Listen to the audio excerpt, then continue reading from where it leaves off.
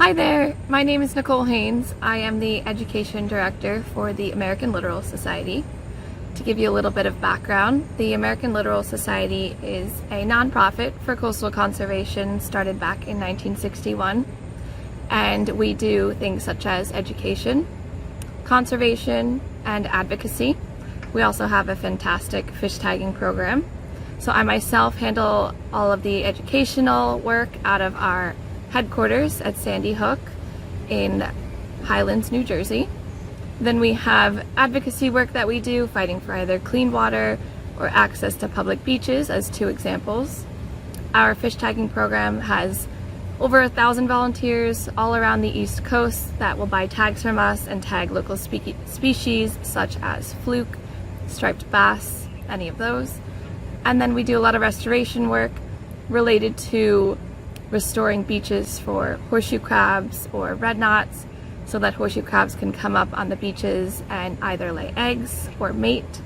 So speaking of horseshoe crabs, I want to show you guys something cool about them. So horseshoe crabs, otherwise known as Limulus polyphemus, are a really incredible species that you can find all along the New Jersey coast. And what's neat about them is that they were around on this earth over 300 million years ago. And so right here, I actually have a molt of a horseshoe crab. That's why it's all cracked here. So if you're familiar with other kinds of crabs, maybe a blue claw crab, they molt. So when they need to grow bigger, they'll shed their outer layer here. So these guys are actually more related to scorpions and spiders than they are crabs. So this is one of the molts you would find on a horseshoe crab that comes off of a horseshoe crab. So they molt multiple times a year in their first 3 years of life. So I have a bunch of different sizes. Here you can see really small ones from when they were really young. Grows a little bigger, a little bit bigger. And what happens is as they molt, they crawl right out of the front here. So there'll be a little opening and they'll crawl right out, and then they'll have a larger new hardened shell for them to live in, and it's a part of them.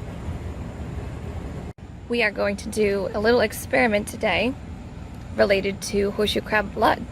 So horseshoe crab blood is actually a blue color once exposed to air. And horseshoe crab blood is extremely important for humans when it comes to medicines.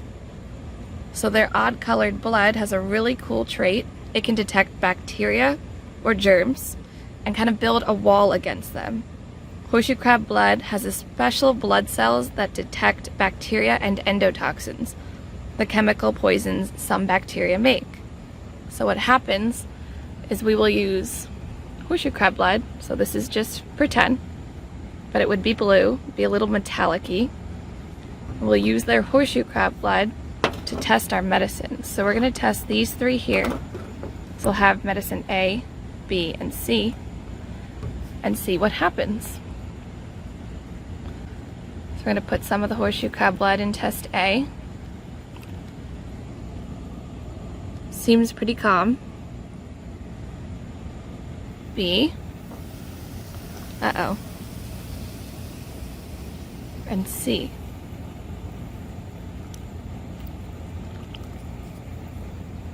So as we saw here, A and C, nothing really happened, and B kind of foamed up. So what that means is the blood cells find bacteria and endotoxins, and the horseshoe crab blood will kind of form a clot around it to stop the bacteria from invading into our different medicines. So this told us that medicine B is not safe for us to use, but A and C, there was no reaction and no clotting, so they're okay to use. So overall, horseshoe crabs have many amazing features to them, but one of those that I talked about today was their blood. They also have a fantastic relationship that's really important with a bird called the red knot. So the red knot makes a very large migratory journey each year, and they actually stop around the Delaware Bay region, so in New Jersey, and they need to refuel their bodies by feeding on things like horseshoe crab eggs.